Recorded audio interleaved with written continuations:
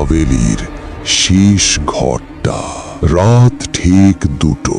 হাভেলির লম্বা করিডোরের শেষে দাঁড়িয়েছিল রিয়াদ।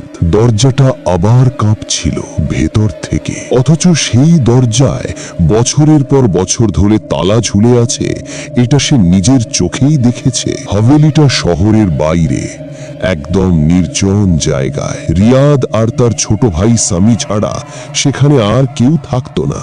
পুরনো এই বাড়িটা তারা উত্তরাধিকার সূত্রে পেয়েছিল। বাড়ির প্রায় সব ঘরই ব্যবহার করা যেত, কিন্তু করিডোরের শেষ ঘরটা সব সময় তালাবদ্ধ ছিল। কেন সেটা কেউ কখনো পরিষ্কার করে বলেনি। প্রথম কয়েকদিন সব ঠিকই ছিল, কিন্তু এক রাতে রিয়াদ হালকা একটা শব্দ শুনেছিল।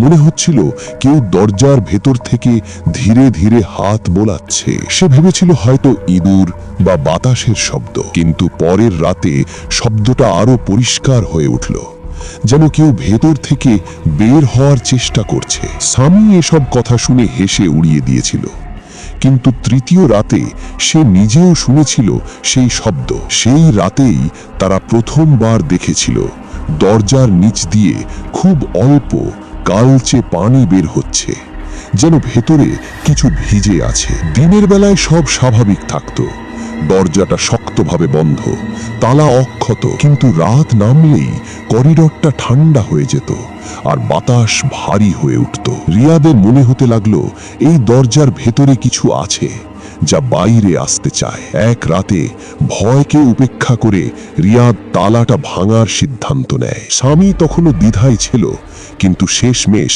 সেও পাশে দাঁড়ায়। তালাটা ভাঙতেই দরজাটা নিজে থেকেই ধীরে ধীরে খুলে যায়, আর ভেতর থেকে এক তীব্র পচা গন্ধ বেরোয়। ঘরটা ছিল একদম অন্ধকার, মেঝে জুড়ে ছিল সেই কালচে পানি, আর ঠিক মাঝখানে একটা পুরনো কাঠের খাট। খাটের ওপর কিছু একটা পড়েছিল, মানুষের মতো, কিন্তু পুরোপুরি দেখা যাচ্ছিল না। রিয়াদ টর্চ জ্বালাতে জিনিসটা স্পষ্ট হয়ে ওঠে। সেটা ছিল একজন মানুষ, বা অন্তত আগে মানুষ ছিল। শরীরটা অস্বাভাবিকভাবে শুকিয়ে গেছে আর মুখটা বিকৃত, কিন্তু সবচেয়ে ভয়ঙ্কর ছিল তার চোখ দুটো খোলা, আর সে সরাসরি রিয়াদের দিকে তাকিয়েছিল। হঠাৎ করেই দরজাটা পিছন থেকে বন্ধ হয়ে যায়।